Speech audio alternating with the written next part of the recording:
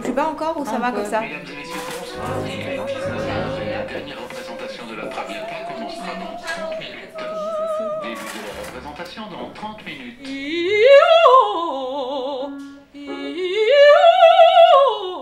Ce qui est intéressant quand on a cette proposition de la troisième scène et qu'on se pose la question de comment faire un film à partir de l'opéra, on se pose la question de ce qu'on est en tant qu'artiste face à cette contrainte. Donc moi je viens pas du cinéma, je suis pas réalisatrice, je viens du théâtre. Le monde de l'opéra, c'est pas mon monde non plus, je suis pas une spectatrice assidue d'opéra. Ce qui est intéressant, c'est de se poser la question déjà du lieu, est-ce que je vais tourner là-bas, et d'une œuvre. Moi j'avais envie qu'il y ait un mélange de fiction et de réalité, donc autant le côté lieu concret de l'opéra à l'intérieur de l'Opéra Bastille m'intéressait. Et puis j'étais frappée quand je l'ai visité Bastille, je trouvais qu'il y avait un côté hallucinant avec ces portes qui s'ouvrent toutes seules, ces chariots, cette espèce de fourmilière. Et je me suis dit, mais ça me fait penser à l'hôpital. Et j'ai regardé, on a regardé avec Éric Charon, avec qui on a écrit le film, les pièces qui étaient présentées dans les périodes où on pouvait tourner. On a vu la Traviata et je me suis dit, mais tiens, une œuvre populaire avec une figure féminine malade qui va vers la mort.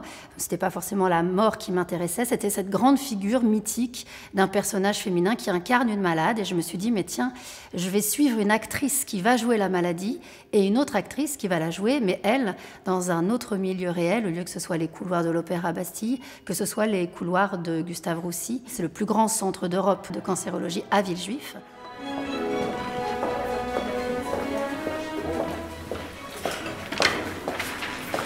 Voilà votre chambre. En sachant qu'il fallait ni que je gêne les artistes quand on a tourné à Bastille, ni que je gêne les malades ou le corps soignant quand on était là-bas. Donc on était quand même dans un processus très léger qui s'apparente beaucoup plus à du documentaire.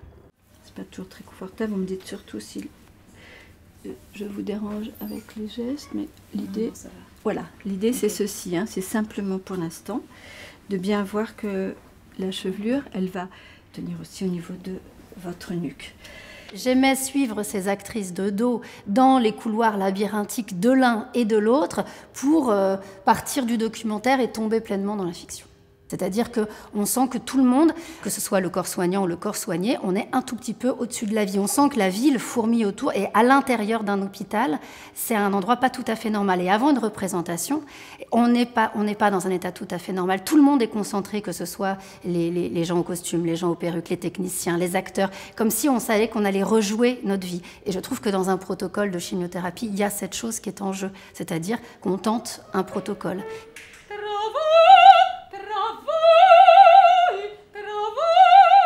J'ai été touchée de la façon dont on a pu suivre le parcours d'Alexandra Kursak à l'opéra, parce que moi qui viens du théâtre, avoir une caméra dans les loges, surtout que c'était particulier, c'était sa dernière, elle jouait ce soir-là avec son mari Roberto Alagna, il y avait beaucoup de gens, de familles qui défilaient, et cette façon dont elle ne nous connaissait pas du tout, on l'a captée, elle est arrivée dans la rue, hop, la caméra l'a suivie, on ne s'est jamais parlé, je n'ai eu aucun échange avec cette femme, tout était du live, et ça m'a beaucoup touchée de suivre une artiste, parce que c'est ce que je fais tous les jours, et c'est pour ça que j'aime être metteur en scène, c'est que j'aime regarder les acteurs par-dessus tout.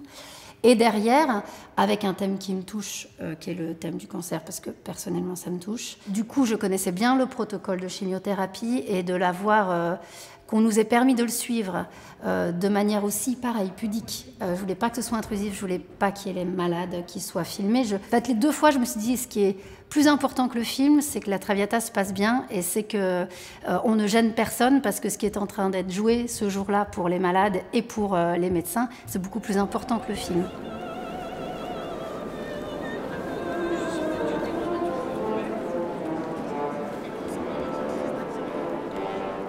Je trouve qu'il y a une tension qui se joue, qui se rejoue de la vie, qui était tout aussi passionnante dans l'une ou dans l'autre, avec un caractère évidemment, malheureusement, bien plus dramatique que la relevée d'Alexandra qui se relève comme ça après la mort de Violetta, où on se dit elle a l'air tout autant soulagée que la représentation soit finie, qu'elle soit arrivée au bout du rôle de Violetta. Et c'était plutôt d'ailleurs cette reprise de vie qui m'intéressait que la chute du rôle, parce que le processus de chimiothérapie est un processus pour guérir.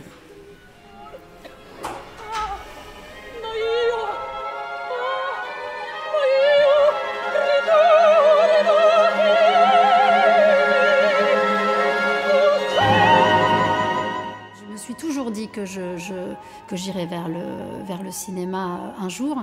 C'était vraiment aussi un galop d'essai pour moi. J'ai toujours eu peur du côté en boîte qui, effectivement, quand un film est fait et qu'il est projeté, eh ben, le temps est complètement différé. Et au théâtre, comme je le disais tout à l'heure, ce qui me passionne, c'est que le temps présent est partagé.